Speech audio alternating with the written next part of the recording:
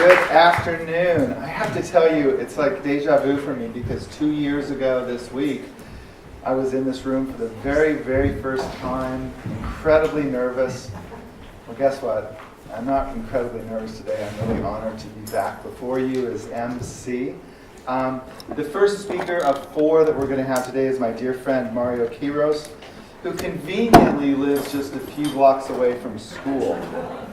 So Mario knows everyone there is to know at LUCAD and every secret corridor on all the campuses. So if you get lost, hopefully Mario is in the neighborhood. Mario's talk this afternoon is called Photography as a Trojan Horse for Social Change. Mario Quiros.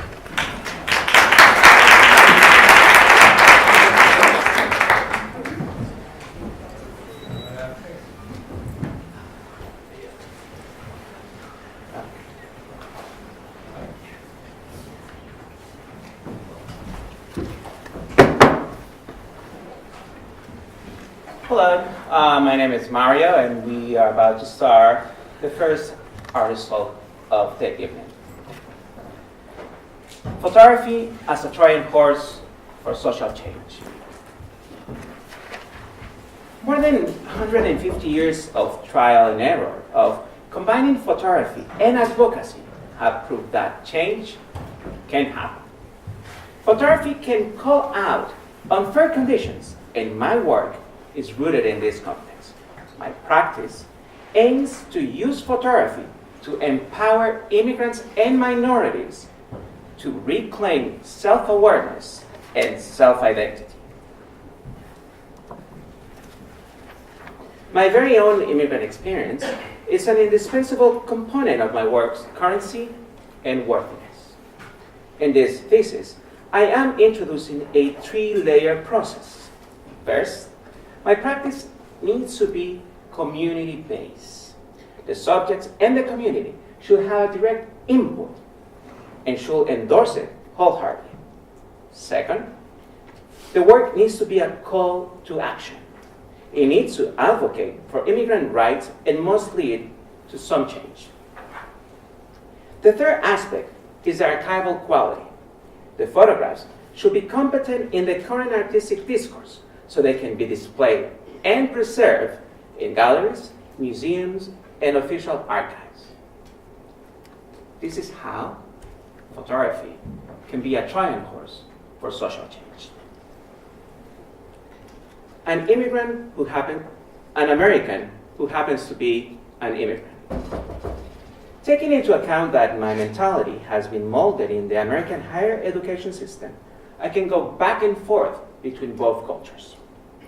I have known firsthand what it means to work in construction, pour coffee at Dunkin' Donuts, or work in retail. These experiences, and so many others, expand my approachability with other immigrant communities beyond my Salvadorian, Spanish-speaking background. I am an American who happens to be an immigrant, and an immigrant who happens to be Salvadorian. It is always about speaking the language of your own people. This approach is never without criticism from the establishment. In Regarding the Pain of Others, Susan Sontag talks about Sebastião Salgado's Migration, Humanity in Transition. Quote, Salgado's pictures have also been sourly treated in response to the commercialized situation in which typically his portraits of misery are seen.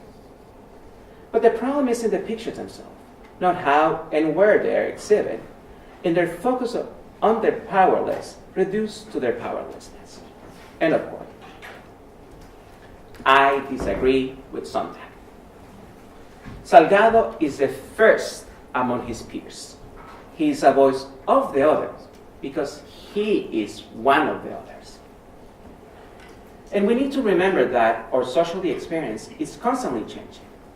The only real validation that a socially committed artist needs is that the works belong to the people and that the works becomes one more fighting tool to change social injustices. It is always personal. The work of my graduate exhibition shows a broad range of the immigrant experience in Massachusetts. One specific image shows an installation being made at Copley Square in Boston.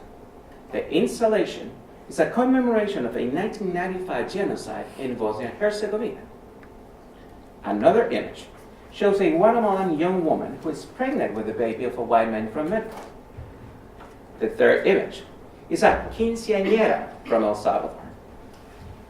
All of these images are the result of the collaboration between subjects, local agents, and the photographer. And many of them are based on friendships built over the years. Photography of the oppressed. Photography and art matter more than ever. A socially engaged photographer from within a group of people can put back together all the pieces from her community's broken identity. She can be like an earthquake's one-person search and recovery team. The first task will be to look for cultural icons that survive. Second, to rebuild their identity, starting with fragmented elements. And finally, her greatest task will be to reunify and record all the rescued essentials, giving them a new and contemporary look sustained on an artistic discourse. In Whose Culture Has Capital? A critical race theory discussion of community cultural wealth, Tara Josso wrote, quote, critical race theory shifts the research lens away from a deficit view of communities of colors as places full of cultural poverty and disadvantages, and instead focus on and learns from the array of cultural knowledge, skills, abilities, and contacts possessed by socially marginalized groups that often go unrecognized and unacknowledged. End of quote. This is the theoretical frame of a new approach of creating community-based art. My practice is rooted in this idea. The idea of using images to translate economic, political, and human experiences into narrative that announce, denounce, and call for better social conditions. An individual that encompasses these values, traditions, and cultural and political heritage of a community can become proficient in the ways of mainstream cultural and artistic changes. Therefore, he becomes a bridge, a cultural broker that can translate back and forth between two different realities. Now, here are some historical examples of the first others who gain awards. Welcome to 2017, and when we see Jacob Reed's work, we realize that his work is still emotionally and intellectually challenging. His seminal work, How the Other Half Lives, was first published in 1890. The opening line to his introduction starts with, and I cannot make a 1890 voice, but just pretend that. Quote, long ago, it was said that one half of the world does not know how the other half lives. It did not know because it did not care. The half that was on top cared little for the struggles and less for the fate of those who were underneath, so long as it was able to hold them there and keep its own seat. End of quote. More than 150 years later, this text still resonates with the 99% demanding some share of the wealth from the 1%.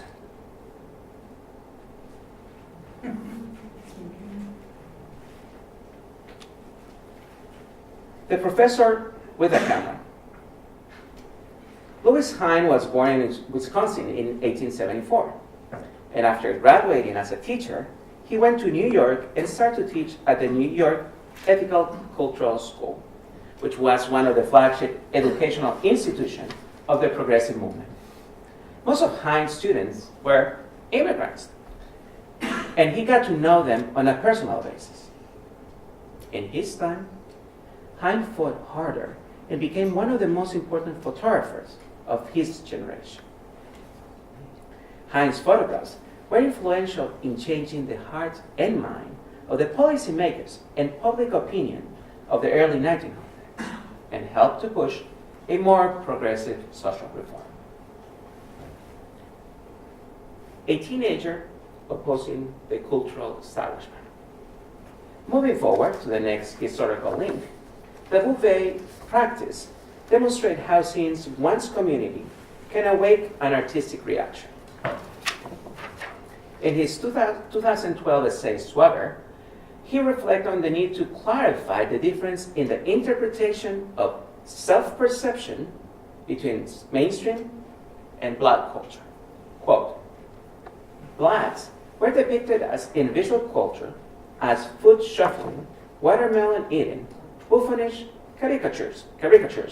I practiced this word many times. Their very humanity stripped away.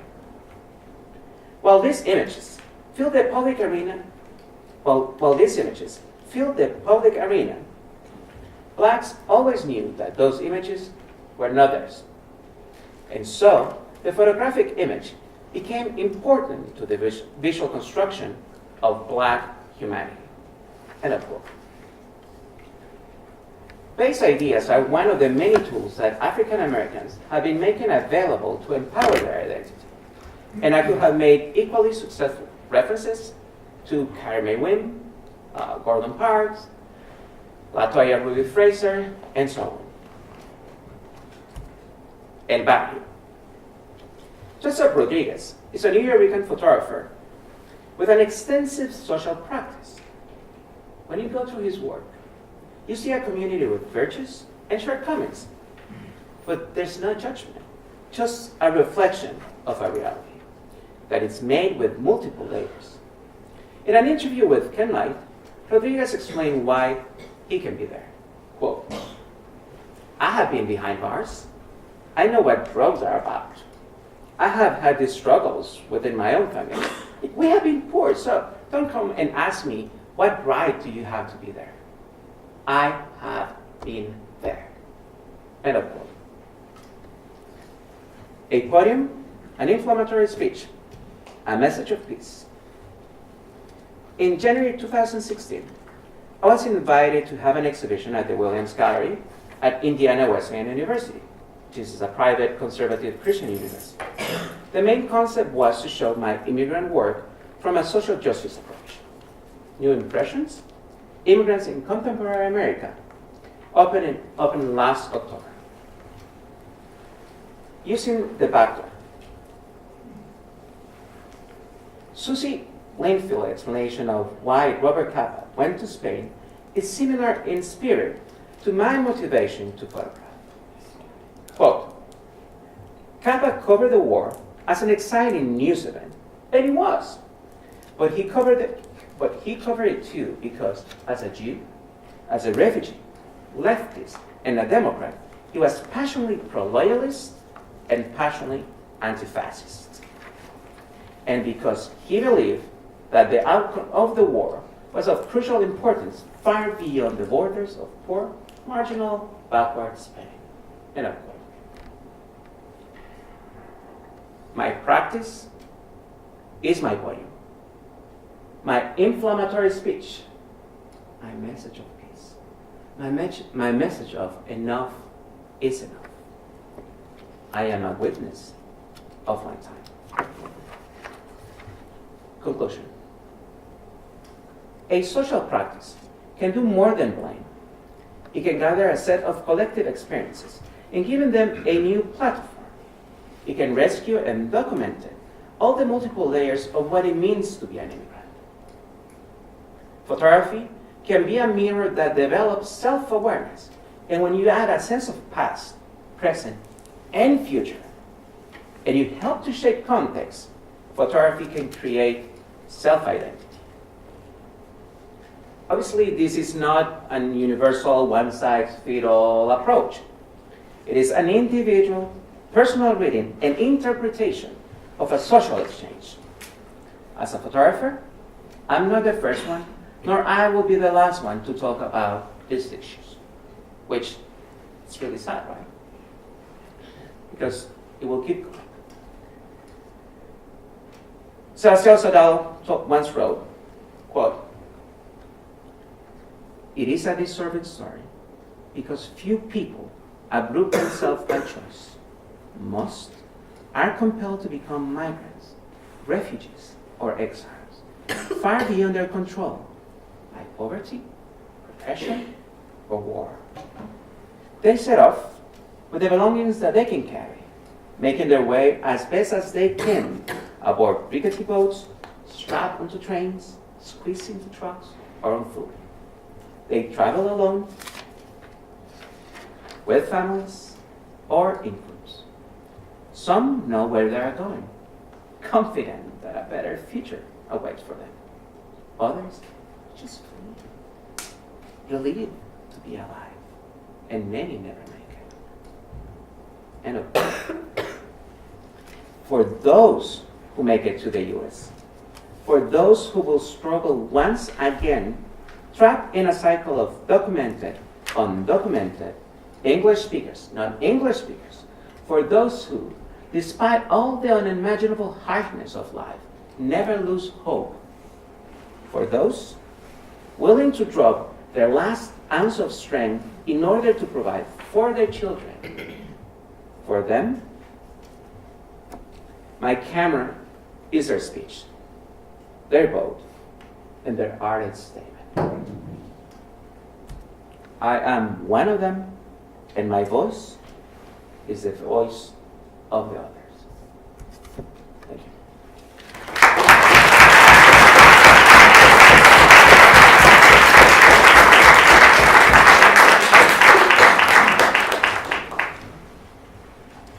Yes. Really well done talk, and thank you for that. It's very well prepared and very clear. So I'm just going to devil's advocate for a little bit. One is, when you think about someone like Salgado, who actually was here at Lesley a couple of years ago and talked about his point of view, or think about Lewis Hine or Jacob Rees, visually we're looking at very intense images of a lifestyle which is so contrary to the other half, right? So we're looking at Mulberry Street in the 1880s, and it's like unbelievably shocking for someone who lives in uptown Manhattan.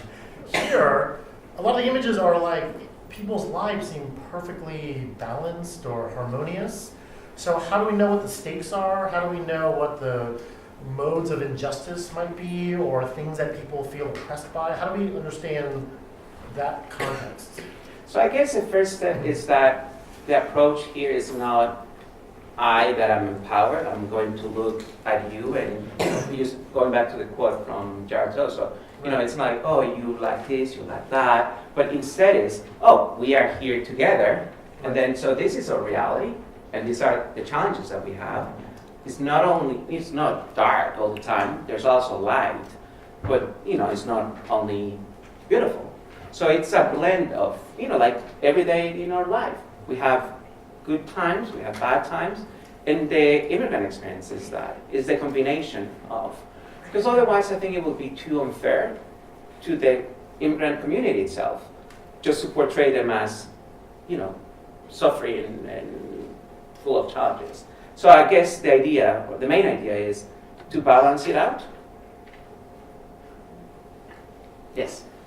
In some ways, Ben anticipated or asked what I wanted to ask you, so I won't pose this really as a question as much as a statement, but the quote from Sontag that you used, where the fault that I think she's finding with Salgado is in that there's a kind of romanticizing and heroicizing of poverty and of struggle, which is something that I don't think, in a mythologizing of pain or something, which is something I don't think that you engage in. I think it speaks well of your work that you don't. So while you say you disagree with Sontag, I actually think that in some ways you embody what she's arguing for, which is a more a less cliche and reductive vision. This is something. So yes and no, and I agree. So, And maybe. and maybe, yes. So you see the trick here is to hear the voice of the other, but not as poor little thing, but more like a companionship thing and understanding everybody's role. Like last week we were in El Salvador and I was photographing people that I know most likely I will never see again. But in the 5-second interaction that we had, I asked them, can I take your photograph? And we exchanged jokes and so on. So they were part of that moment. So I think using the others and Salgado and so on, his style or his images is that experience. So he's not an outsider going into a community. He looks like, the photographs look like they're taken by an outsider though. It looked to me like they're taken by God's eye, like there's some sort of mass of workers in the oil and in the dirt. And I don't feel, with your pictures, I feel very much like you've gone into a community and documented it, in a way that is less removed. It's just, we'll talk more. Yes. We've already talked. Yes. Yes. I have a question about the audience you have in mind for your work. Are you interested in documenting a community, like representing these communities for them as an audience, or are you thinking about representing these communities as a way of creating or illuminating something about them to people who may sort of look through stereotypical lenses at them? So I'm just kind of curious, like who in your mind your audience is, and like is there an intention to kind of mirror their images to themselves, or to reveal something about otherness to people who other them? Does that make sense? Yes. Okay. So the answer is all of the above. I'm an equal opportunity photographer. So basically what I'm trying to do is, as I said in the talk, it's a 3-layer process. First, it has to be community-based. Like people have to be involved in the process. And many of the exhibitions and projects that I have done, the same people that I photograph have been the one that curate the show, like the one who decide what to go or not. That's one step. So that's the authenticity of the intention translated into work. Second, it has to be, politically or socially present. So it must belong to our times. So it has to do with something from inside. And the third aspect is it has to be fully artistic discourse, like it has to be on top. Because that way, it can cross from anthropology to history to museums and galleries. And there's no reason why you cannot live in all, in the whole spectrum. Mario, I think the question was beyond that. What do you see playing that role? As a photographer, you are part of the community. It's my own background. I have gone through very similar things as the people that I work with. And because I focus on not on the physical race, not on the physical economics of things, but the experience. That's why I can also photograph people from other ethnicities that are different than mine. Okay, thank you, Mario. Okay. Thanks. Thank you.